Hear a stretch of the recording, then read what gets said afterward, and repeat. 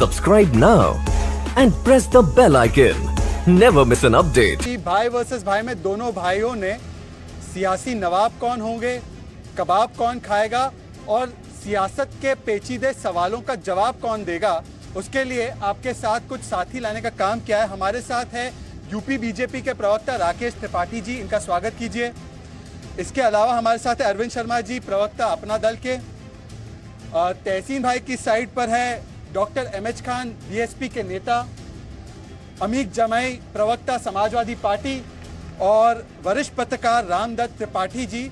और आज का ट्विटर पोल का सवाल भ्राताश्री लाइव हो चुका है भाई वर्सेस भाई पर, और वो ट्विटर पोल का सवाल भी मैं बता देता हूं आपको जल्द से जल्द कि प्रियंका की एंट्री से क्या होगी यूपी में कांग्रेस की वापसी। शहजाद पूनावाला का दावा है कि बिल्कुल नहीं होगी, और अच्छे और सच्चे भाई यानी तहसीन पूनावाला का दावा है कि बिल्कुल होगी कांग्रेस की रिवाइवल। तो क्या आप स्वघोषित सच्चे भाई के साथ हैं या आप शहजाद पूनावाला छोटे भाई के साथ हैं? पहला सवाल भ्राताश्री यही है, और देश के परिवारों को मैं बता दूं कि क्या प्रियंका गांधी वाड्रा की एंट्री से, कल उनकी एंट्री होगी राजनीति में, क्या उनकी एंट्री से यूपी में कांग्रेस की सत्ता वापसी हो सकती है क्या? भ्राताश्री हम चर्चा को शुरू करें उससे पहले मैं चाहता हूं कि आप लखनऊ की जनता के पास जाइए, क्योंकि लखनऊ के नवाब दिल्ली के सियासतदानों को सत्ता में लाने का हमेशा काम करते हैं। बिल्कुल सही। राकेश जी, मैं आपके पास आना चाहता हूं। राहुल गांधी ने कहा कि जो उत्तर प्रदेश का वजीर आला है 2022 में वो कांग्रेस का बनेगा, ऐसे वो कोशिश करना चाहते, प्रयोग करना चाहते।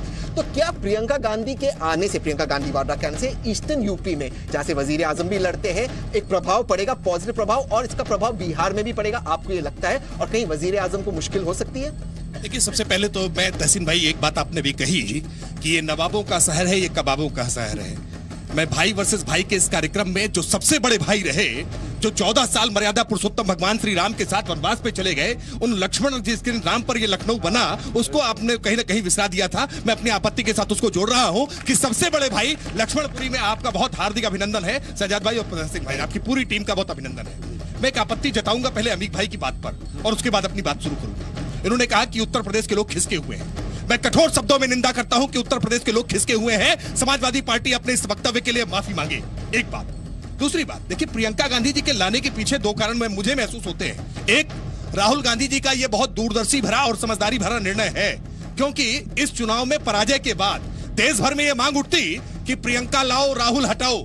इसलिए उन्होंने ईस्टर्न यूपी में, जो तुलनात्मक रूप से उत्तर प्रदेश में सबसे टफ है कांग्रेस के लिए, वहां की टास्क सौंपी है ताकि प्रियंका गांधी इस चुनाव में फेल हो जाए और उनके परिणाम के बाद कोई इस बात की डिमांड न करे कि प्रियंका लाओ और राहुल हटाओ। उन्होंने एक अपने ऊपर से खतरा टाला है। मतलब भाई ने और दूसरा, खेल बिल्कुल बिल्कुल, राजनीति में हमेशा खेल होता है, चाचा और भतीजे का खेल हमने देखा। भाई वर्सेस भाई का शो है यहाँ पे, तो हम दोनों लड़ते हैं, पर वो भाई वर्सेस बहन हो रहा है। बिल्कुल हो रहा है। और दूसरी मैं बात कहूंगा, या तो उन्होंने आत्मघाती निर्णय लिया है हताशा में आकर के, इसलिए लिया है आत्मघाती निर्णय क्योंकि गठबंधन ने, जिनके साथ उन्होंने साथ पसंद किया था, साथ छोड़ करके केवल 2 सीटें उनके लिए छोड़ी। इतनी हताशा और निराशा में आ गए कि अपना ब्रह्मास्त्र जिसको वो मानते थे, उस ब्रह्मास्त्र को निकालकर चल देने का काम किया है। लेकिन ये दोनों ही परिस्थितियां कांग्रेस को उबारने वाली नहीं है। दोनों ही परिस्थितियों में कांग्रेस नुकसान में रहेगा। मैं आपके पास आना चाहता हूं राकेश भाई, और जो रामदत्त त्रिपाठी जी ने कहा जो प्रियंका से आने से मीडिया स्पेस बढ़ जाएगा, और मैं आपको 2 चीज बताना चाहता हूं। मैं अमेठी रायबरेली में 2014 में था, प्रियंका जी को किसी ने कहा, उस वक्त वो स्टेज पर थी, कि मोदी जी ने उत्तर प्रदेश में मुलायम सिंह जी को कहा कि उत्तर प्रदेश को चलाने के लिए 56 इंच की छाती चाहिए, और प्रियंका जी ने बिना सोचे रिटॉर्ट किया, देश को चलाने के लिए बड़ा दिल चाहिए, 56 इंच की छाती नहीं। वो जो रिटॉर्ट है, आपको याद होगा साहब, आप तो सीनियर जर्नलिस्ट है, अरुण नेहरू के खिलाफ जो उन्होंने स्पीच दिया था रायबरेली में, अमेठी में, जो सचिन शर्मा को जिताने का, जो उनकी बोलने का स्टाइल है, जो मीडिया स्पेस मिलेगा, इससे मोदी जी को नुकसान होगा। उनके बोलने के स्टाइल से मोदी जी एक्सपोज हो गए, क्योंकि आवाम तो कहती है कि अच्छे दिन आए नहीं है। देखिए, मैं मानता हूं कि मीडिया का आकर्षण पाना और जनता का भरोसा जीतना, इन दोनों में बड़ा अंतर होता है। हर चुनाव में तमाम राजनीतिक दल तमाम सुपरस्टार्स को, हीरो हीरोइंस को अटेंशन पाने के लिए लाते हैं। मैं मानता हूं यह अटेंशन पाने के लिए एक प्रयास हो सकता है, लेकिन इससे ज्यादा बड़ा प्रयास कांग्रेस पार्टी के लिए भविष्य की राजनीति है। क्योंकि कांग्रेस पार्टी डायनेस्ट पॉलिटिक्स के आधार पर चलती है, विरासत की राजनीति पे चलती है। और राहुल के बाद कौन, ये प्रश्न एक बड़ा प्रश्न था। मैं मानता हूँ मुझे कैवियट डालना है। आप सवाल आप सवाल पूछे सर। राकेश जी, आपके मुंह से कहते हुए कि डायनेस्टी पार्टी बीजेपी, जहाँ पे 15 मिनिस्टर्स परिवार से आते, ये तो अच्छी बात नहीं है। अमित शाह जी के बाद पार्टी का प्रेसिडेंट, अभी आज का मुद्दा ये नहीं है, वो मुद्दा है नहीं, लेकिन आप मुद्दे पे जाते हैं, समाज के मुद्दे पे। जिस पार्टी में अब मुझे तो पता नहीं कि लोग इतना खुश क्यों हो रहे हैं कि प्रियंका वाड्रा का तो ये जनसित अधिकार था पार्टी में जनरल सेक्रेटरी नहीं, और उससे भी ऊंचा बनने का।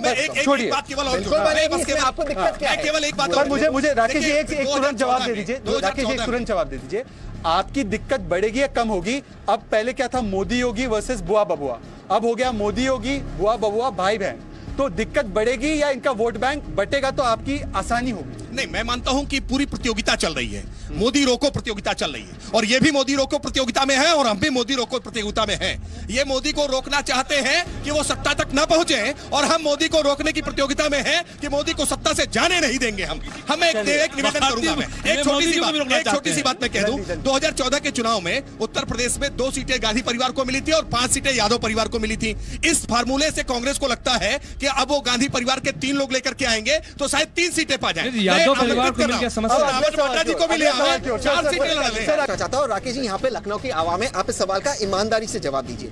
हम बिना परमिशन के इस वक्त, मैं भी मानता हूं हमें तिरंगा लहराना चाहिए, वंदे मातरम गाना चाहिए। आप मेरे साथ चलिए योगी जी के घर पे, बिना परमिशन के हम मोटरसाइकिल लेकर जाते, वहां तिरंगा लहराते, वंदे मातरम गाते। आप चलो, कैमरा है, चलो, ये हो सकता है कि पुलिस हमें रोकेगी। आप मुझे ईमानदारी से, आवाम सब जानती है। मैं बिल्कुल देखिए, सार्वजनिक स्थान पर किसी भी कार्यक्रम को करने से पहले नियमों का पालन करना पड़ेगा, अनुमति लेनी होगी। लेकिन कैंपस में, कॉलेज कैंपस में अगर विद्यार्थी वंदे मातरम नहीं कहेंगे, तिरंगा यात्रा नहीं निकालेंगे, तो क्या बाहर से पाकिस्तान से लोग बुलाए जाएंगे? जी, सवाल आपसे ये है, मैंने इस पे कुछ रिसर्च किया, मैंने एएमयू के जो एडमिनिस्ट्रेशन है उनसे बात की, स्टूडेंट से बात की, और अजय सिंह नाम का जो ऑर्गेनाइजर है उनसे ये पता चला कि उन्होंने परमिशन 26 जनवरी के लिए अप्लाई की थी। उनको परमिशन ना रिजेक्ट की गई ना उनको दी गई। 26 जनवरी को अब भी समय बाकी है, उसके बावजूद बिना परमिशन के उन्होंने रैली निकाला। अब मैं आपसे सवाल पूछता हूं आवाम के सामने, क्या बिना परमिशन के रैली निकाला? हम सबको गर्व है, तिरंगा रैली निकलना चाहिए, बिना परमिशन के निकालना, जबकि नकारा नहीं किया था, क्या ये सही है या गलत है? सच्ची जवाब दीजिए। देखिए, 2 बातें कहूंगा। मैंने पहले भी कहा कि सार्वजनिक स्थान पर जहां पर लोग प्रभावित हो जाए किसी बात से, public law and order disturb हो, ट्रैफिक जाम की समस्या हो, वहां निश्चित तौर पर अनुमति ली जानी चाहिए। लेकिन कैंपस में, अगर कॉलेज कैंपस में, नहीं, बिल्कुल नहीं, कॉलेज कैंपस में तिरंगा यात्रा के लिए अनुमति का कोई प्रावधान नहीं होता है। मैं खुद छात्र नेता रहा हूं यूनिवर्सिटी का, हम लोग हमेशा वंदे मातरम और भारत माता की जय नारे लगाते रहे। अगर कैंपसेस में ये भी बंद कराएंगे तो आप क्या चाहते हैं? भारत तेरे टुकड़े होंगे इंशाअल्लाह के नारे केवल लगते रहे कैंपस में, बर्दाश्त नहीं कर सकता भारत का। मैं मानता हूं कि ये बहुत निंदाजनक है, कठोरता से निंदा की जाती है। हत्या हुई थी, एक हत्या हुई थी, कुछ अपराधियों ने हत्या की थी, मुसलमान तिरंगा यात्रा निकाल रहे थे, आपको क्या दिक्कत थी? राकेश भाई के पास। राकेश भाई, मेरा आपसे एक सवाल है, क्योंकि ईवीएम के मामले में मैं खुद ये पिटीशन लड़ रहा हूं इलेक्शन कमीशन के अंदर। मैं आपको एक आंकड़ा दिखाना चाहता हूं, अब इसका जवाब दीजिए मुझे। उत्तर प्रदेश में इसका जवाब ढूंढ रहा हूं। मेरी आरटीआई के हिसाब से जहां पर भी ईवीएम की चोरी हुई, जिन सूबों में ईवीएम की चोरी हुई, वो सारी सूबे भाजपा के सूबे थे जहां पर ईवीएम की चोरी हुई। तो ये क्या ऐसा मैजिक है कि गुजरात, मध्य प्रदेश जब भाजपा की सरकार थी, हुकूमत थी, आसाम अब जब भाजपा की हुकूमत है, छत्तीसगढ़ में भाजपा की हुकूमत है, वहां पर ईवीएम की चोरी होती है और उन्हीं के सूबों में क्यों होती है और कोई सूबों में क्यों नहीं होती? देखिए, ईवीएम के तकनीकी पहलुओं पर बहुत बात हो चुकी है। इलेक्शन कमीशन ने ओपन चैलेंज किया कि इस ईवीएम को टेम्पर करके या हैक करके दिखाइए। किसी राजनीतिक दल में हिम्मत नहीं होती है, लेकिन ये पेशबंदी है।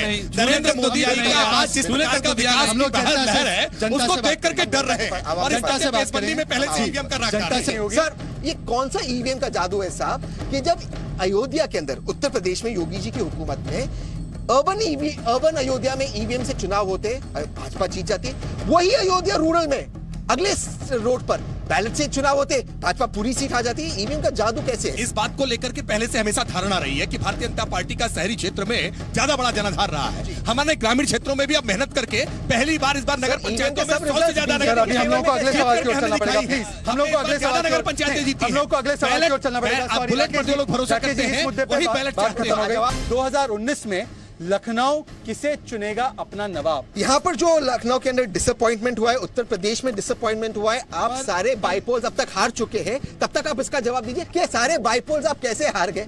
देखिए, हम ईमानदारी से चुनाव लड़ते हैं। अगर सरकारी मशीनरी का दुरुपयोग किया होता तो समाजवादी पार्टी और बहुजन समाज पार्टी की तरह हम भी उपचुनाव जीतते। हम मानते हैं पहले जनता से इसलिए भारतीय जनता पार्टी मैं देख रहा था मेट्रो का जो काम है अखिलेश जी ने 2013 में शुरू किया।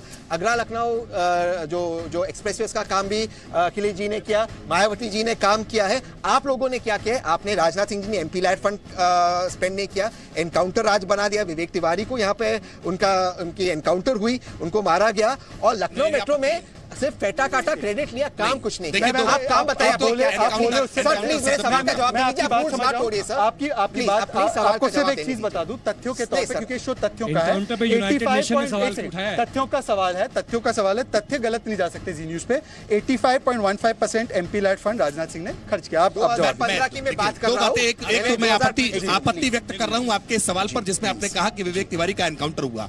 वो एक दुर्भाग्यपूर्ण दुखद आपराधिक घटना थी जिसमें अपराधियों को जेल भेजा है। एक बात आपराधिक